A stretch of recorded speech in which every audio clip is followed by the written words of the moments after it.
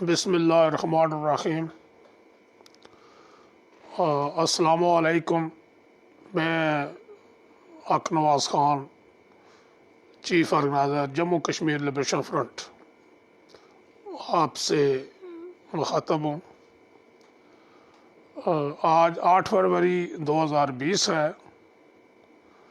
اور یہ فروری کا مہینہ حضرت مقبول بٹ شہید رحمۃ اللہ علیہ کا مہینہ ہے۔ ہم اسے ماہ مقبول کے نام سے جو ہے نا وہ مناتے ہیں۔ تو اس سلسلے میں میں کوشش کر رہا ہوں کہ قائد کشمیر، شہید کشمیر، بابا قوم حضرت مقبول بٹ شہید کے حوالے سے جو کچھ بھی میرے علم میں ہے تھوڑا بہت میں وہ آپ تک پہنچاؤں۔ تو اس لیے جناب جو ہے نا میں حاضر ہوں۔ دنیا بھر میں والے تمام میں بھائی کشمیری ہیں، جموں کشمیر کے اندر اور جموں کشمیر سے باہر، سب کو میں ایک دفعہ پھر سلام عرض کرتا ہوں۔ حضرت مقبول بٹ شہید رحمۃ اللہ علیہ 18 فروری 1938 کو بھارتی مقبوضہ کشمیر کے ضلع کپواڑہ کی ایک تحصیل ترے گام میں پیدا ہوئے۔ آپ کے والد صاحب کا نام جو ہے وہ غلام قادر بٹ تھا۔ آپ کی 4 بھائی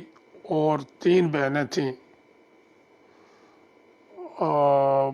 مقبول بٹ شہید کی جو والدہ تھی وہ 1949-50 میں اللہ کی پیاری ہو گئی تھی۔ تو غلام قادر بٹ صاحب مرحوم جو ہیں انہوں نے دوسری شادی کی۔ پہلی شادی میں سے مقبول بٹ شہید رحمۃ اللہ علیہ اور علی بٹ تھے جو کہیں جو ہے نا وہ غائب میں، اور غلام نبی بٹ جو بھارتی مقبوضہ کشمیر کے اندر JKLF کے بانیوں میں سے تھے۔ اور پھر دوسری شادی میں سے جو اولاد پیدا ہوئی وہ منظور بٹ جو 1995 میں شہید ہو گئے، اور ظہور بٹ جو آج بھی جو ہے نا وہ تحریک آزادی جموں کشمیر کے سلسلہ میں جیل میں ہے، ایک عرصہ سے جیل میں ہے بھارتی مقبوضہ کشمیر میں۔ مقبول بٹ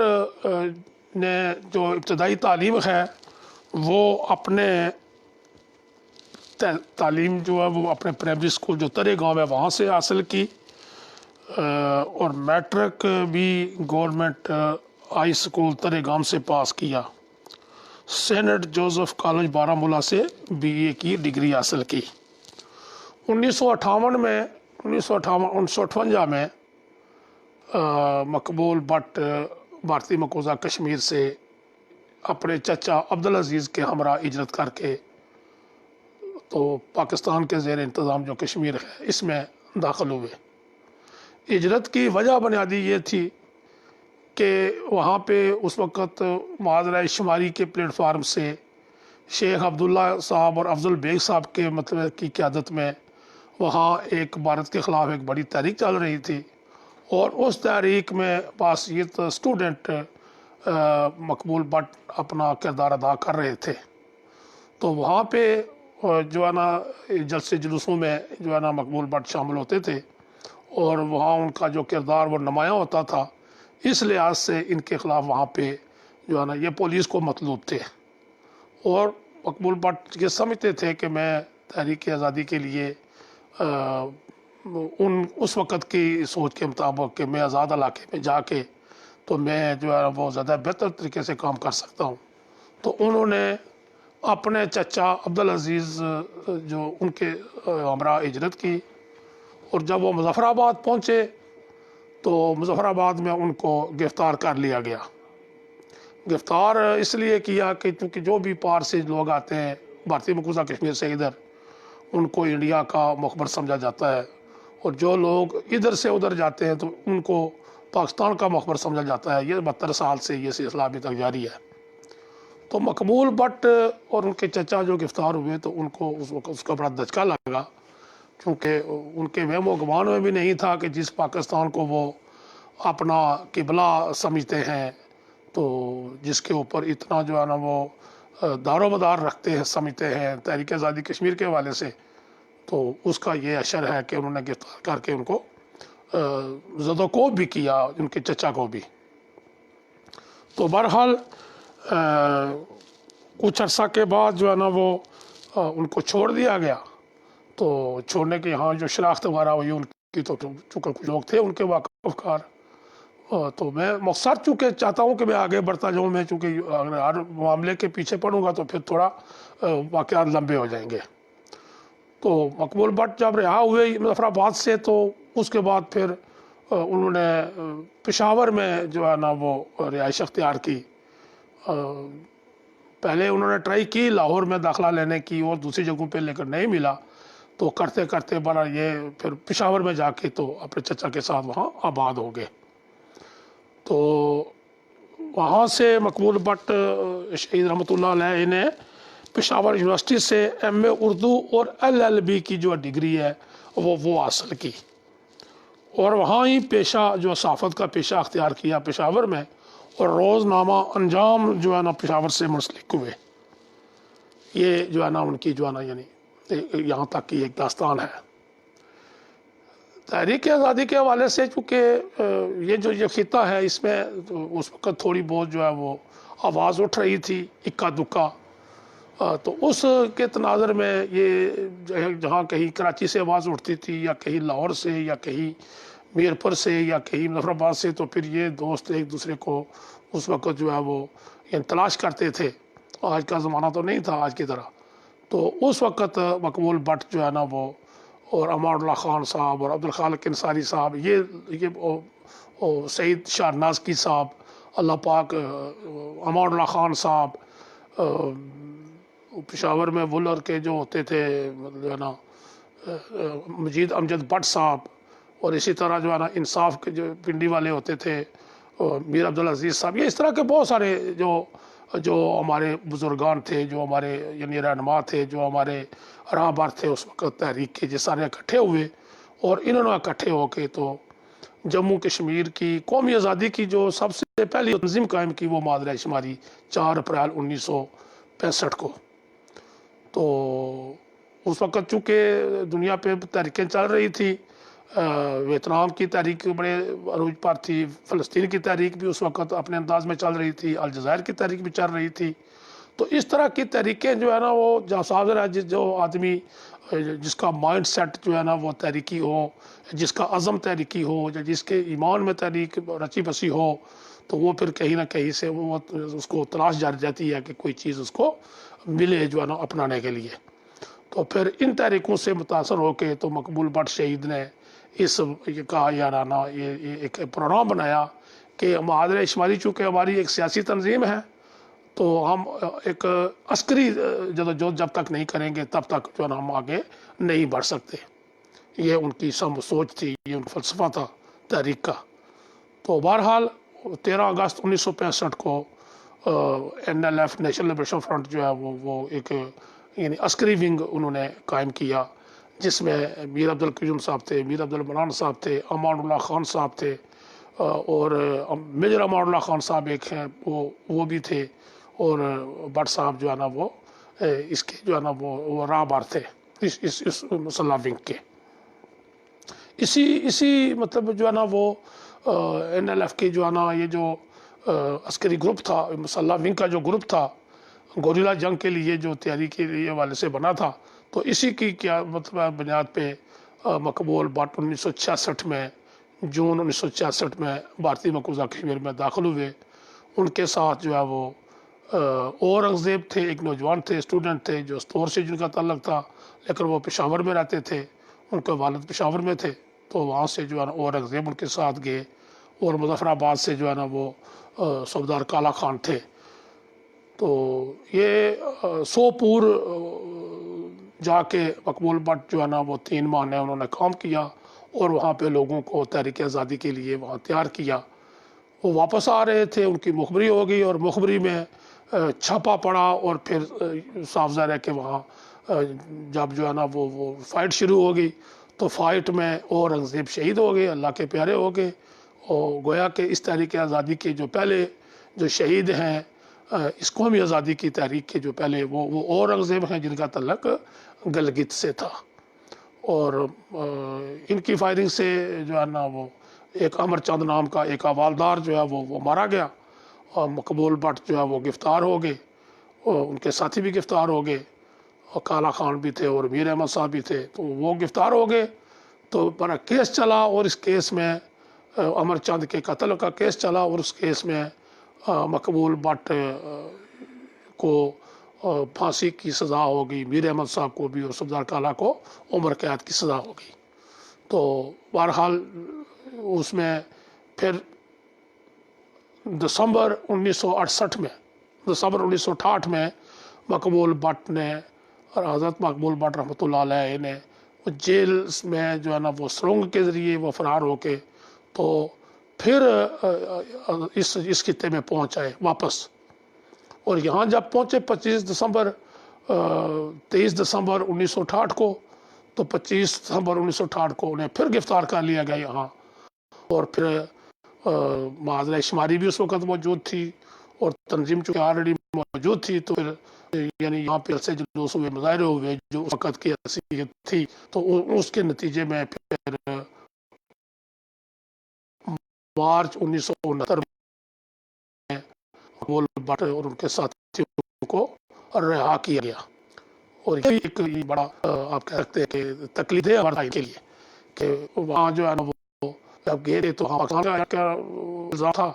اور جب واپس آئے تو انہوں نے کہا جی کہ آپ جو ہے نا وہ چونکہ انڈیا نے آپ کو جو ہے نا وہ جیل سے کروایا ہے، تو اس طرح کی سچویشن سے وہ گئے۔ تو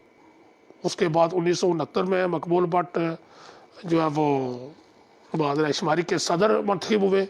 اور جب وہ صدر منتخب ہوئے تو پھر اس وقت انہوں نے نیشنل لبریشن فرنٹ جو عسکری ونگ تھا ان کا انہوں نے بنایا تھا، اس کو معاذ رائے شماری کا باقاعدہ ایک ونگ جو ہے نا وہ بنا لیا، اس کا عسکری ونگ بنا لیا ایک سیاسی پارٹی کا۔ اسی اثناء میں ہاشم قریشی موجود ہیں ابھی سری نگر میں آج بھی۔ ہاشم قریشی صاحب جو ہے نا وہاں پشاور میں آئے اپنے کسی معاملات میں، یہاں مقبول بٹ ان سے ملاقات ہو گئی، یقیناً آج بھی ملاقاتیں ہوتی ہیں اسی طرح، جو لوگ دور دراز سے ایک دوسرے کے پاس جو آتے، تو ملاقات ہو گئی۔ تو اس ملاقات میں جو ہے نا یہ جہاز والا منصوبہ جو ہے نا یہ طے پایا، تو وہ واپس گئے، پھر واپس آئے یہاں پر جو ہاشم قریشی صاحب کو یہ سونپا گیا یہ کام کہ جو ہے نا آپ نے جہاز اغوا کرنا ہے۔ اس وقت چونکہ انٹرنیشنل لیول پہ جو ہے نا تحریکیں جو عروج پکڑتی تھی یا تحریکوں جو متعارف ہوتی تھی وہ اس طرح کے اقدامات سے ہوتی تھی کہ جہاز اغوا جب ہو جائے تو یقیناً پوری دنیا میں ہلچل مچ جاتی ہے۔ تو یہ آئیڈیا بھی جو ہے نا یہ مقبول بٹ شہید کو جو ہے نا یہ سامنے آیا، تو انہوں نے ہاشم قریشی صاحب کی ذمہ داری لگائی۔ اشرف قریشی صاحب جو ہے نا وہ یہاں نہیں تھے، کچھ دوستوں نے یہ بھی سمجھا ہے کہ اشرف قریشی بھی یہاں آئے تھے تو یہ دونوں کٹھے تھے، ایسا نہیں تھا۔ ہاشم قریشی صاحب آئے تھے، ان کی ڈیوٹی لگی، ان کو جب یہ جو ہے نا ذمہ داری سونپی گئی تو اشرف قریشی وہاں ہی تھے، وہ ہاشم قریشی صاحب کے کزن تھے، تو وہ پھر دونوں نے مل کے 30 جنوری 1971 کو بھارت کی تاریخ کا پہلا جہاز جو سری نگر سے دلی جا رہا تھا اس کو اغوا کر کے لاہور میں اس کو اتارا، اور یہاں پہ لاہور میں اتارا، اور جہاز تو یہاں کی انتظامیہ نے جہاز کو جلا دیا، اور پھر جو مسافر تھے وہ سارے واپس بھیج دیے۔ تو بہرحال مقبول بٹ رحمۃ اللہ علیہ، ہاشم قریشی اور اشرف قریشی اور جو NLF کے لوگ تھے وہ یہاں پہ 2-3 مہینے تک جو ہے وہ ان کو ہیرو کا درجہ جو ہے نا وہ ملتا رہا، جلسے جلوس مظاہرے، تو بہت یعنی پاکستان میں بھی اور آزاد کشمیر میں بھی، پاکستان سے مراد جو ہمارے مہاجرین ہیں گجرانوالہ میں بالخصوص یا لاہور میں، تو وہ اس میں 2-3 مہینے کے بعد پھر مقبول بٹ اور ان کے تمام جو ساتھی تھے جو پہلے ہیرو تھے ان سب کو گرفتار کر لیا گیا، اور گرفتاری کی وجہ یہ بنی کہ جی آپ جو ہے وہ انڈیا کے ایجنٹ ہیں. اور اس کے پیچھے جو بیک گراؤنڈ جو اس کا تھا وہ یہ تھا کہ جب جہاز غوا ہوا، جہاز کے بعد جلا دیا گیا، تو بھارت نے پاکستان کا فضائی راستہ بند کر دیا جو پاکستان سے مشرقی پاکستان جاتا تھا، مغربی پاکستان سے مشرقی پاکستان جاتا تھا. اور جو اس وقت چونکہ مشرقی پاکستان کے اندر ایک تحریک چل رہی تھی، تو اس تحریک کے حوالے سے جو ہے نا یہ فضائی راستہ استعمال ہوتا تھا، تو بھارت نے وہ فضائی راستہ بند کر دیا. ایک تو یہ بات تھی. دوسرا یہ تھا کہ شیخ مجیب نے یہ الزام لگایا کہ یہ بھٹو نے جہاز اغوا کرایا ہے، تو بھٹو نے جو ہے نا وہ یہ انگامی حالات جو ہے پیدا کر کے تو مجھے اقتدار سے محروم رکھنا چاہتا ہے، چونکہ وہ اقتدار کی جنگ تھی ساری، جس اقتدار کی جنگ میں پاکستان ٹوٹا بھی. تو اس طرح کے. تیسری بات یہ تھی کہ سردار عبدالقیوم صاحب جو اس وقت آزاد کشمیر کے صدر تھے، اللہ تعالیٰ ان کی مغفرت فرمائے، انہوں نے اپنا بھائی عبدالغفار خان صاحب وہ فوت ہو گئے ہیں، وہ بھی اللہ تعالیٰ ان کو بھی مغفرت فرمائے، انہوں نے اپنے بھائی کو مقبول بٹ اور ان کے ساتھیوں کے پاس بھیجا کہ اگر آپ یہ کہیں کہ یہ جہاز ہم نے المجاہد فورس، چونکہ سردار عبدالقیوم صاحب جب صدر بنے تھے تو انہوں نے المجاہد فورس ایک بنائی تھی کہ میں کشمیر آزاد کرواؤں گا المجاہد فورس کے جو ہے نا حوالے سے نام پہ. تو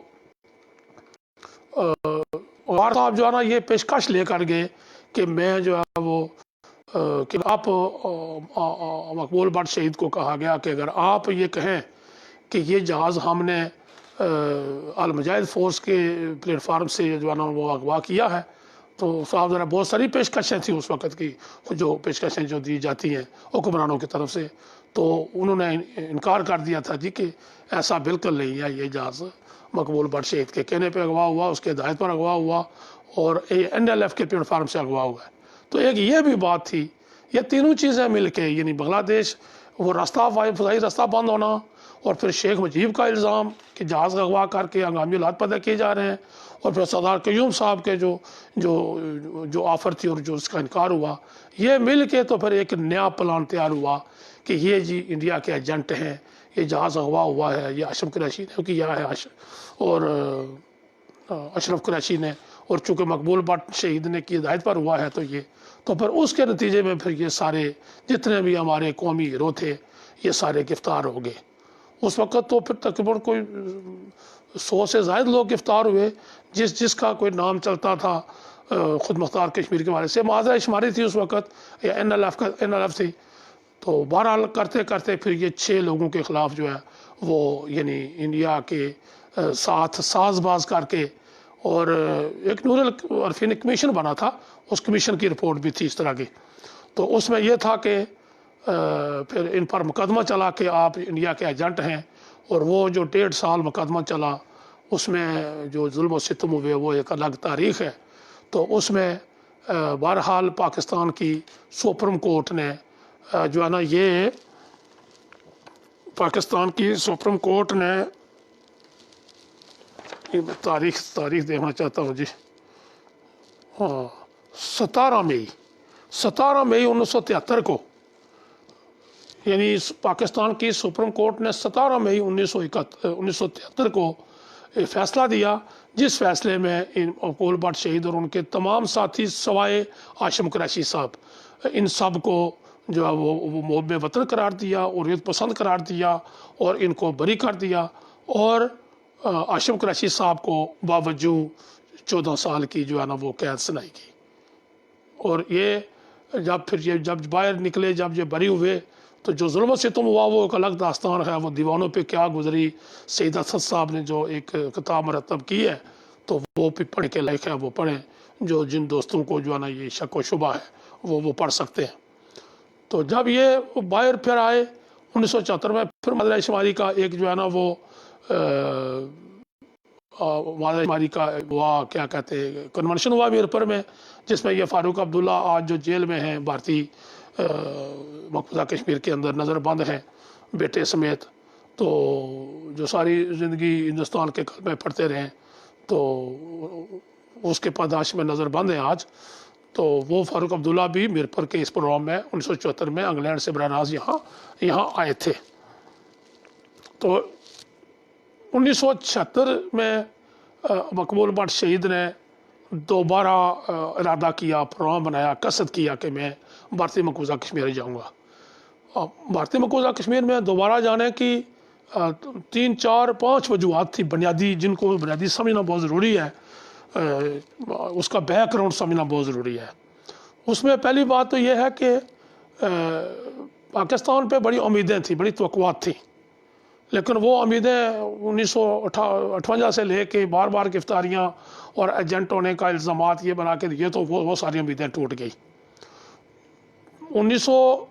गंगा अगवा में 1971 में भी गिरफ्तार होकर जो तशद्दुद हुआ, तो उससे तो वो बिल्कुल ही वो सारी उम्मीदें वो टूट गई थी। एक तो ये बात थी। दूसरा ये है कि बांग्लादेश बन गया, पाकिस्तान टूट के और बांग्लादेश बन गया 1971 को। तो उससे भी कश्मीरियों को, जो कश्मीरी ये समझते थे कि हमें पाकिस्तान कश्मीर जो है ना वो आज़ाद करा के देगा, तो उनको यकीनन उनकी ये आस और उम्मीद जो है ना वो टूट गई। तो ये भी बददिली फैल गई जो है ना कश्मीरियों में, जो जिनको ये उम्मीद थी। हमें तो कभी भी उम्मीद नहीं थी, लेकिन उस वक़्त के लिहाज से जिन लोगों को उम्मीद थी, और आज भी बहुत सारे लोगों को ये उम्मीद है, जो शायद ये क़यामत तक इस तरह की उम्मीद है ये पाकिस्तान पूरी नहीं कर सकता। फिर ये हुआ कि पाकिस्तान जब टूटा, पाकिस्तान की 93,000 फौजी गिरफ्तार हुए, 2 हिस्से हो गए एक जो है ना। तो उसके नतीजे में यानी पाकिस्तान और भारत के दरमियान 2 जुलाई 1972 को जो शिमला माहिदा हुआ, शिमला माहिदे की बात गुज़ारिश तो आम चलती ही रहती है। उस शिमला माहिदे में तो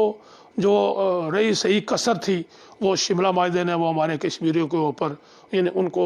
यानी कत्ल करने में कोई कसर नहीं छोड़ी, उनके इरादों को, उनके प्रोग्राम को, उनको नस्ब लैन को। उसमें क्या था, 2-3 चीज़ें बुनियादी में सुनाता हूँ। शिमला माहिदे में एक तो यह है कि मसला कश्मीर बैन कौमी सतह से उठा के, यूएनओ से उठा के, सलामती कौंसिल से उठा के उसको वो घर ले आए जी कि हम दोनों बैठ के बात करेंगे।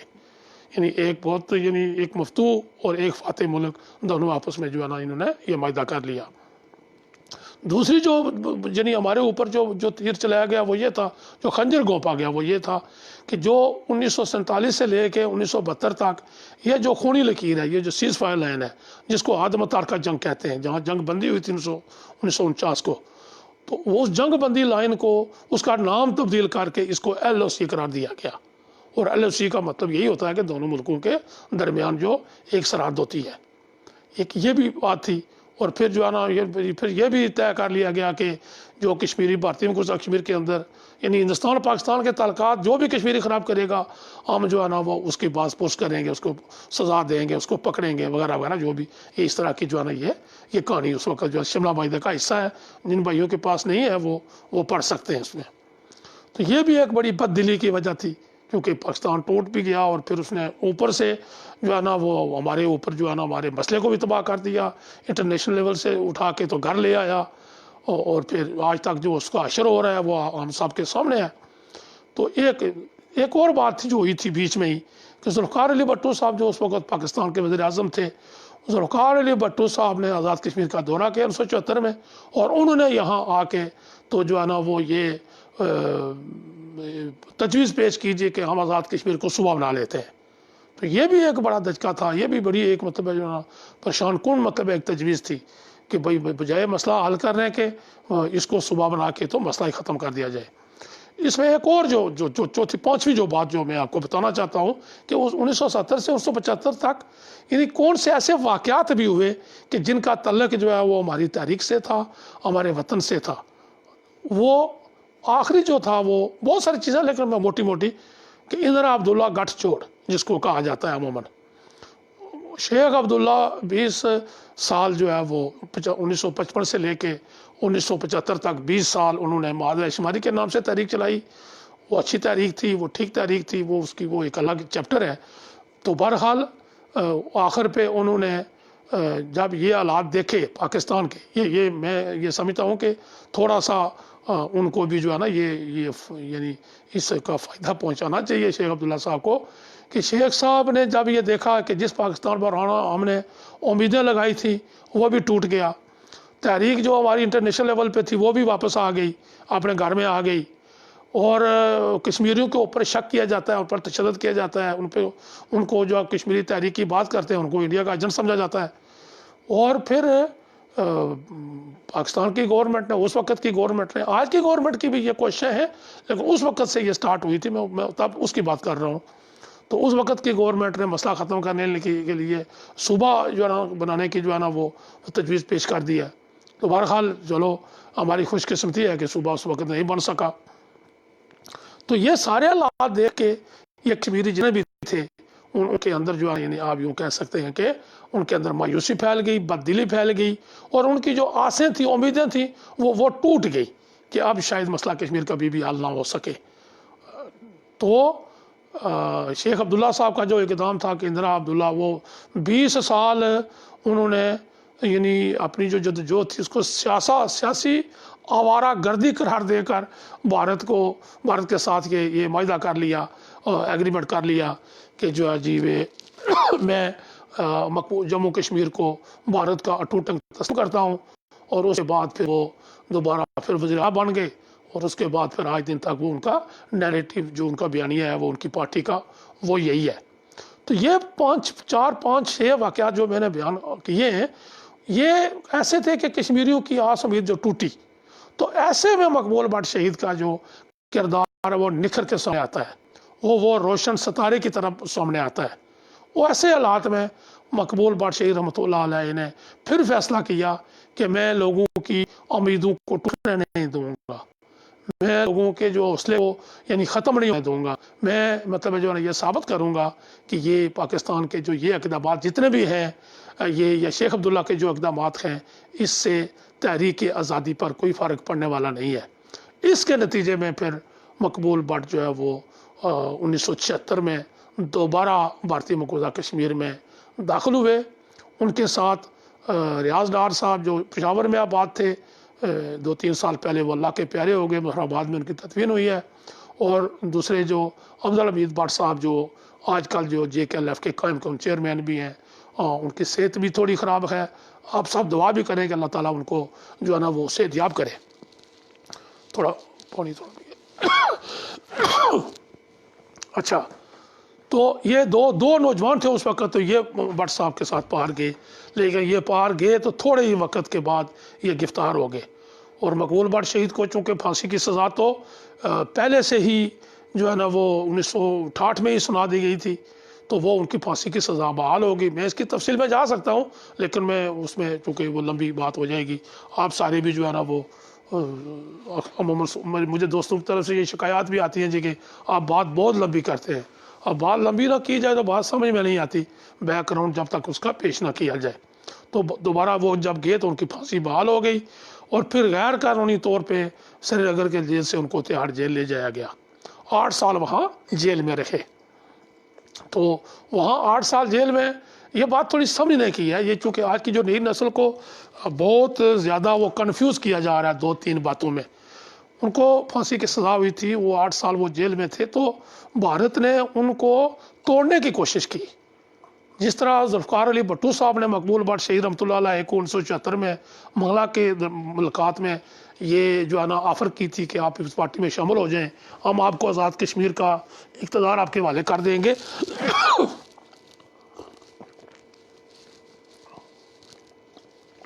اسی طرح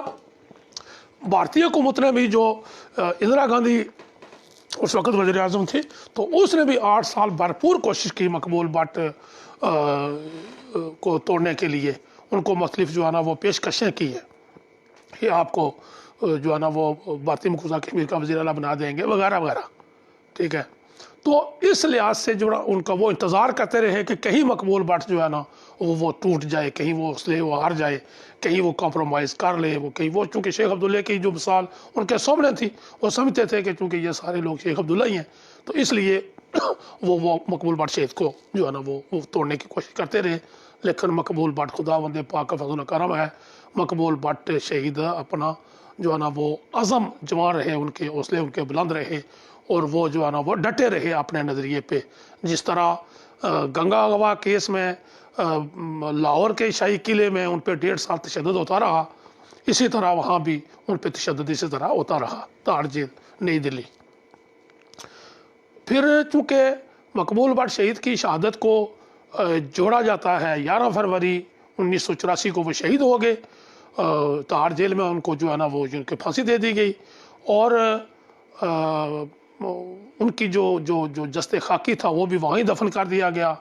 دنیا کے جتنے بھی جو انسانی حقوق کے قوانین ہیں، یا جیلوں کے جو قوانین ہیں، یا جو قیدیوں کے قوانین ہیں، یا شہید کی جو ہے نا وہ رہائی کا مطالبہ کیا گیا تھا، اس کے ساتھ جو جاتا ہے مطلب ایک میں، اور اس کے ساتھ جوڑا جانا کوئی مطلب غلط بات بھی نہیں ہے، لیکن اس کے ساتھ یہ جوڑا جاتا ہے جی کہ مہاترے کو ایک سازش کے تحت قتل کیا گیا، جس کے بدلے میں مقبول بٹ کو اجلت میں پھانسی دی گئی۔ اور یہ جو مطلب بیانیہ ہے، یہ ہمارے یہاں جو خطہ ہے، اس خطے میں بسنے والے ہمارے کچھ ایسے بھائیوں کا ہے جو میں سمجھتا ہوں کہ شاید جن کے پاس کوئی دلیل یا کوئی ثبوت نہیں ہے، لیکن بغض ہے اور کینہ ہے جس کی بنیاد پہ یعنی یہ نیریٹو انہوں نے بنایا ہوا ہے کہ جی ایک سازش کے تحت مہاترے کو قتل کرایا گیا۔ اس ضمن میں صرف 2 باتیں سر کہنا چاہتا ہوں۔ مہاترے کو اغوا کرنے والے، مہاترے کو یرغمال بنانے والے، اور جن کے پاس رہا مہاترے، وہ سارے ہمارے جو بھائی ہیں، وہ سارے ابھی تک جو ہے وہ زندہ ہیں۔ اللہ تعالیٰ ان کی زندگی لمبی کرے۔ وہ یہ بات بتا سکتے ہیں کہ کیا وہ یہ راز افشا کر سکتے ہیں، وہ اس سے پردہ اٹھا سکتے ہیں کہ کیا مہاترے کو قتل کرنے کے لیے ان کو کسی نے ہدایت دی تھی۔ اگر دی تھی تو میرے خیال میں ان کو ضرور اس بات سے پردہ اٹھانا چاہیے۔ دوسری بات یہ ہے، آپ سب کو یاد ہوگا کہ امان اللہ خان صاحب، قائد تحریک امان اللہ خان صاحب جو ہے وہ وہاں پہ 1.5 سال گرفتار رہے، اور یقیناً ان کو بھی نتھی کیا گیا تھا مہاترے کے قتل کے ساتھ۔ اور کوئی اگر مطلب ہے بھارتی کی جو ایک تاریخ میں جو ہے نا اس کا کوئی سفارت خانے کا عملے کا کوئی بندہ، یعنی یہ بھی ایک پہلا واقعہ تھا، اور پھر برطانیہ کی سرزمین پہ تو بھارت نے اب تو اپنا ایڑی چوٹی کا زور لگایا تھا کہ امان اللہ خان کو اس کیس میں جو ہے نا وہ پھنسایا جائے۔ تو کیا اگر میں یہ سمجھتا ہوں، ہم سب یہ سمجھتے ہیں جتنے بھی لوگ ہیں، کہ کیا برطانیہ کی پولیس نے کسی سفارش کی وجہ سے امان اللہ خان کو اس میں نتھی نہیں کیا مہاترے کیس میں؟ کیا برطانیہ کی پولیس نے رشوت لے کر امان اللہ کیس میں نتھی نہیں کیا؟ یعنی یقیناً سب لوگ جانتے ہیں کہ برطانیہ کی پولیس میں نہ تو رشوت کا کوئی عمل دخل ہے کی پولیس کی طرح، انڈیا کی پولیس کی طرح، اور نہ ہی وہاں پر کوئی اس کا عمل دخل ہے۔ تو یقیناً جب تحقیقات انہوں نے کی تو امان اللہ خان صاحب جو ہے نا وہ اس کیس میں ملوث نہیں پائے گئے۔ بہرحال مقبول بٹ شہید ہو گئے، اور ان کی جسد خاکی وہی دفن کیا گیا۔ آج دن تک ان کو جو ہے نا وہ مطلب ہمارا یہ مطالبہ بھی ہے۔ تو مقبول بٹ شہید نے کل تقریباً یعنی 12 سال، تقریباً 12.5 سال جیل کاٹی ہے، اور 12.5 سال جیل میں سے 10 سال بھارتی میں گزرا کشمیر میں، اور 2.5 سال جو ہے نا وہ یہاں پاکستان کی جیلوں میں، شاہی قلعہ میں، یا کیا کہتے ہیں اس میں مظفر آباد میں، یا اس طرح مختلف علاقوں میں۔ تو یہ جو ان پر جو مقدمے بنے تھے وہ پاکستانی بھارت نے جو FIR کاٹی ہیں وہ پاکستانی ایجنٹ کے طور پہ کاٹی ہیں، اور جو پاکستان نے FIR کاٹی ہیں وہ انڈین ایجنٹ کی حیثیت سے کاٹی ہیں۔ دونوں یعنی ایک ہی طرح کے مقدمے انہوں نے بنائے ہیں۔ مقبول بٹ اللہ کے پیارے ہو گئے، آج وہ بابا قوم ہیں، آج وہ شہید کشمیر ہیں، آج وہ قومی ہیرو ہیں۔ جموں کشمیر کے اندر شیخ عبداللہ خاندان نے جتنی جو عزت یا حیثیت یا اہمیت جو حاصل کی تھی وہ کسی کو حاصل نہیں ہوئی تھی، لیکن شیخ عبداللہ صاحب کے گھر میں بھی بس خالی ان کے وہ ایک برسی ہوتی ہے اور ہاتھ اٹھائے جاتے ہیں، دعا مانگی جاتی ہے۔ مقبول بٹ شہید ہیں، پوری دنیا میں جہاں ایک بھی کشمیری بستا ہے ان کی برسی بنائی جاتی ہے، اور میں یعنی سمجھتا ہوں کہ سینکڑوں کے حساب سے پروگرام جو ہے وہ 1 فروری سے لے کے 30 فروری تک، 28 فروری تک، یا 29 فروری تک، یعنی پوری دنیا میں یہ پروگرام ہوتے رہتے ہیں۔ یہ مقام ہے مقبول بٹ کا، اور مقبول بٹ شہید زندہ ہیں، اور ان کا مشن زندہ ہے، اس کو نصب و لہن زندہ ہے، اور آج ان کے لاکھوں جو ان کے راستے پہ چلنے والے لوگ ہیں، ان کے راستے پہ چلتے ہوئے لاکھوں لوگوں نے قربانیاں دی ہیں، ہمارے جوان شہید ہوئے ہیں، اور انشاءاللہ تعالیٰ ان قربانیوں کے نتیجے میں مقبول بٹ شہید کا جو خواب ہے، امان اللہ خان کی جو جدوجہد ہے، اور یاسین ملک کا جو عزم ہے، حوصلہ ہے، ان کے صدقے انشاءاللہ تعالیٰ ہمارا وطن جموں کشمیر آزاد ہوگا، ہر قیمت پہ آزاد ہوگا، ہر حال میں آزاد ہوگا۔ جن لوگوں کو خدا بند پاک کی ذات پہ ایمان ہے، ان کو یہ ایمان رکھنا چاہیے کہ جموں کشمیر وہ آزاد ہوگا، ایک دن ہر حال میں ہوگا۔ یہ تاریخ کا سبق ہے اور یہ سچائی کا سبق ہے، اور ہم سرخرو ہوں گے، اور انشاءاللہ تعالی وما علینا الا البلاغ المبین۔